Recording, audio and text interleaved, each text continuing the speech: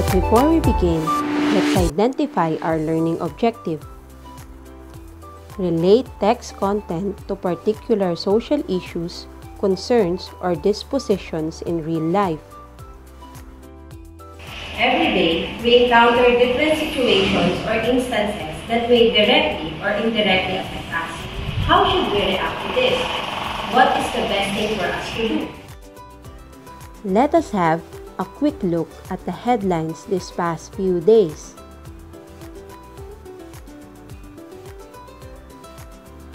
What are the challenges that we are facing right now?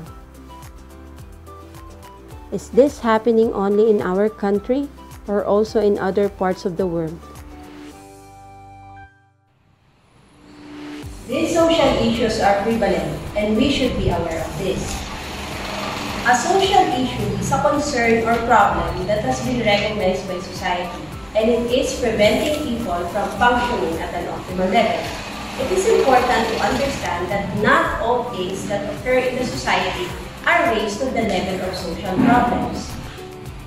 4 factors have been outlined that seem to characterize a social problem or issue. These include: the public must recognize the situation as a problem.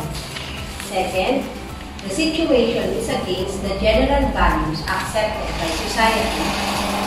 Third, a large segment of the population recognizes the problem as a valid concern.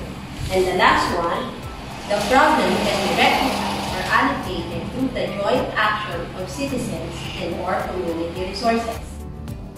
Are you aware of the social issues in your community, in our country, and in the world?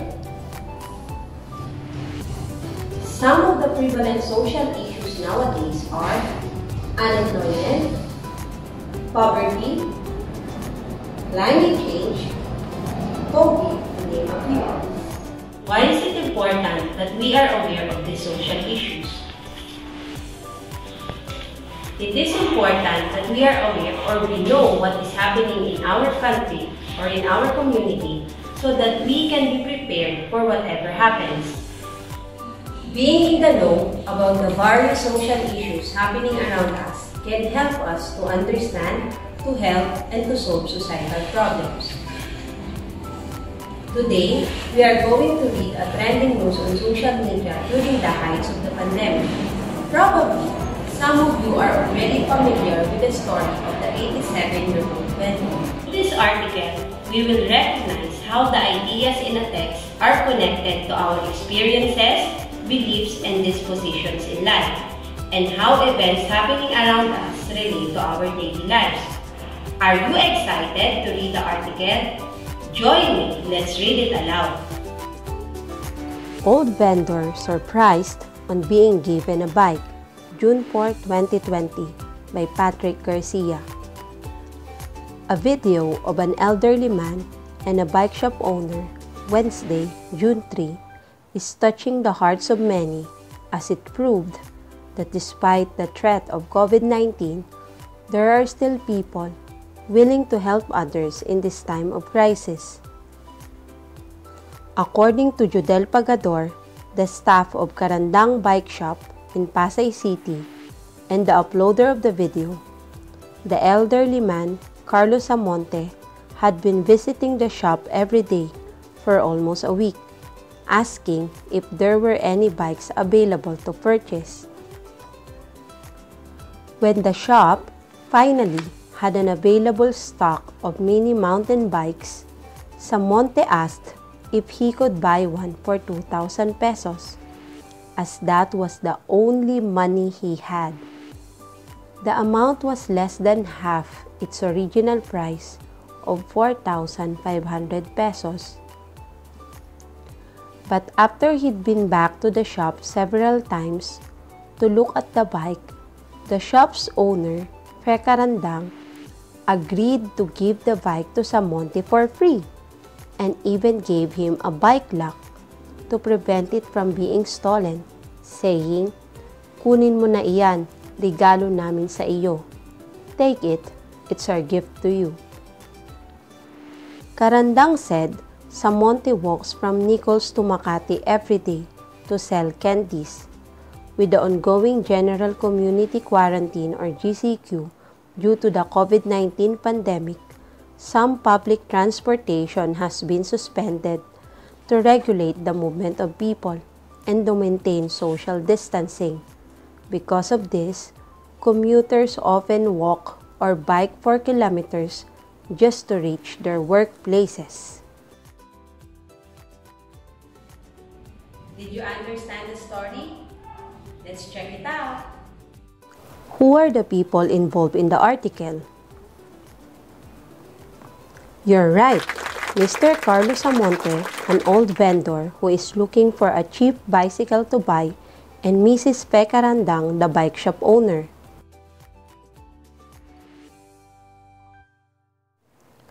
How much is the cost of the bicycle that Mr. Samonte wants to buy? Correct! It is 4,500 pesos. But Mr. Samonte only had 2,000 pesos. That's why Mrs. Karandang just gave the bicycle for free. What is the challenge faced by Mr. Samonte? That's right! Mr. Samonte is one of the millions of Filipinos who are struggling due to the pandemic. The poverty faced by Mr. Samonte is one of the social issues we are facing nowadays. What Filipino values are shown by Mr. Samonte and Mrs. Karandang? Yes, that is true. Generosity, gratefulness, and hope are just some of the values conveyed by the article. The pandemic heightened the suffering of poor people. As of the old vendor, he was struggling with transportation due to travel restrictions caused by the pandemic. His perseverance to work and to save until he had enough to buy the bicycle moved the bike shop owner to give it to him as a gift. The pandemic did not stop the bike owner to help the old vendor. The pandemic may have increased the suffering of the poor, but it also produced generous hearts. What feelings were evoked when you were reading the article? Good answer. The feeling of gratefulness is correct. The generosity of the shop owner and the heartwarming appreciation of the old vendor evoked the feeling of gratefulness. If you were in the same situation as the shop owner, which of the following actions would you take? A. Get mad at the old man. B. Help the old man. Or letter C. Ignore the old man. I believe most of you answered the second photo. It is the same with Mrs. Karandang's action. Despite the crisis we are in, everyone is willing to help those who are in need. It is a signal of hope that no matter how miserable the situation is, there are people who are ready to help us no matter what. Our awareness of issues and problems around us helps us to realize that we are social beings who need to be involved in preventing and solving social issues. Let's have another activity. Using this thinking stem, find the connection of the given article to yourself and to the world by completing the stem of sentences. For example, to self.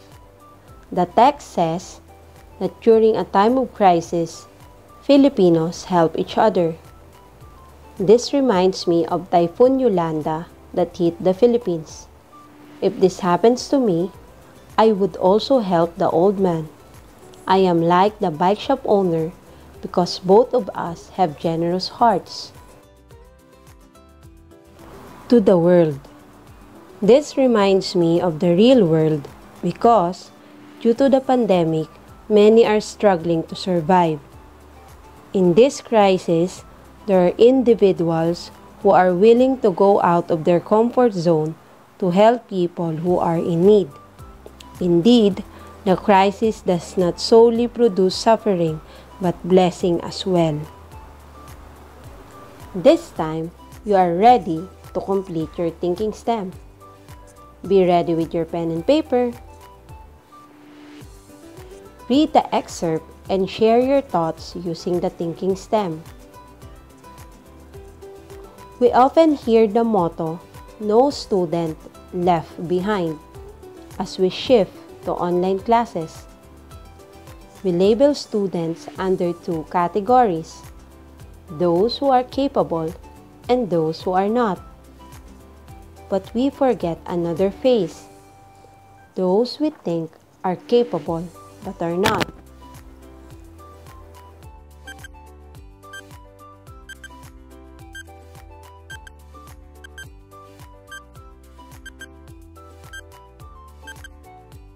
Time's up!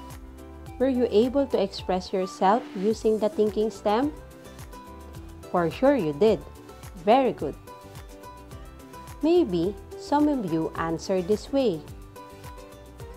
To self, the text says that no student should be left behind in the new normal education. This reminds me of EFA, or Education for All. If this happens to me, I would do my best to continue my studies despite the pandemic. I am like Rene Principe of UP Manila because we both have the determination to finish our studies despite extreme poverty. To the world, this reminds me of the real world because we really don't know the struggles each student is experiencing right now. Reading has opened our minds to the pressing issues of the world. Through reading news articles, literary texts, and even visual images, we learn and relate to the social issues around us. Let's now apply what you have learned. Get your pen and paper and be ready to answer the questions that follow. Choose the most appropriate action one should do in the following social concerns and issues. Are you ready? Let's begin. Some 100,000 Chinese based in the Philippines were inoculated with the COVID-19 vaccine in December 2020, according to prominent Chinese-Filipino civic leader Teresita Angsi. We should: A. Unfollow our Chinese friends in social media. B. Ask for vaccines from Philippine-based Chinese. Or letter C, wait for the vaccine approved by FDA. Time's up! What should you do after hearing this news? Yes, it is right to wait for the vaccine approved by the Food and Drug Authority. Let us have the second issue.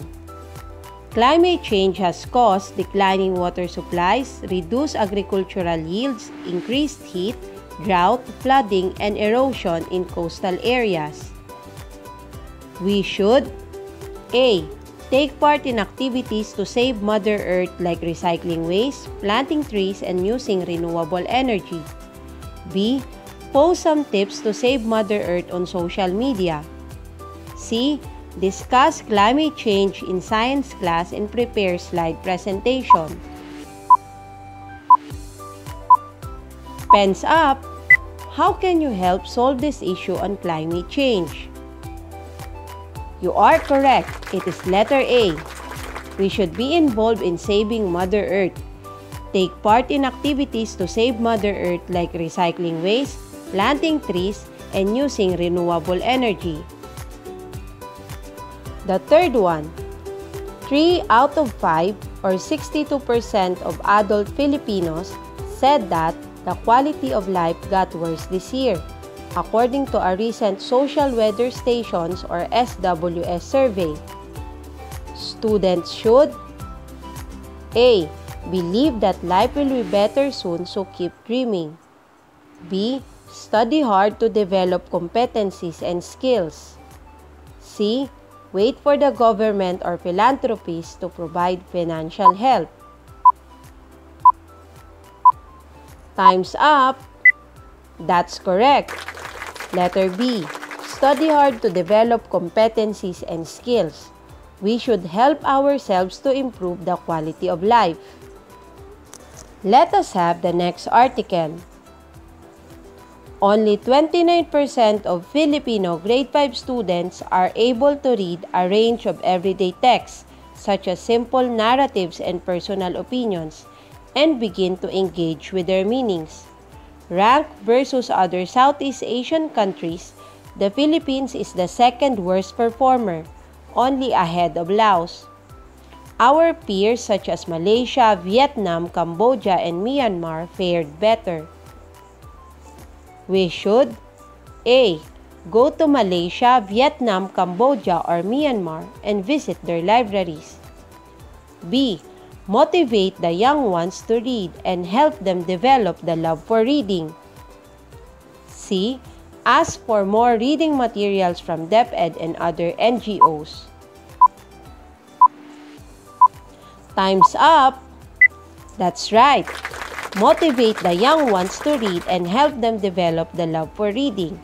We should do our part in uplifting our education by developing our learning skills. Did you get all the 4 items correctly?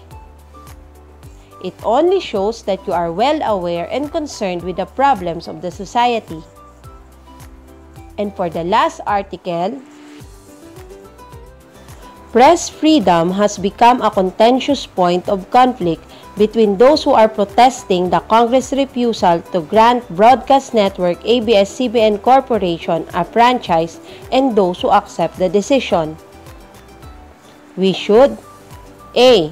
Share sympathy in social media and encourage others to do the same. B. Not mind the issue and watch other TV channels. C. Gather information and engage in constructive discussion about it. Time's up! You are really updated on the issues in our country. Letter C is correct. We should engage in conversation that is constructive and informative. Congratulations, learners! You are responsible citizens of this country for being concerned about the issues happening around us. You did a great job today. It is amazing to relate text content to a particular social issue and disposition in life. Apply what you have learned and don't forget to share the knowledge you gained today. Learning English is fun. Thank you for watching. Until next time, happy learning!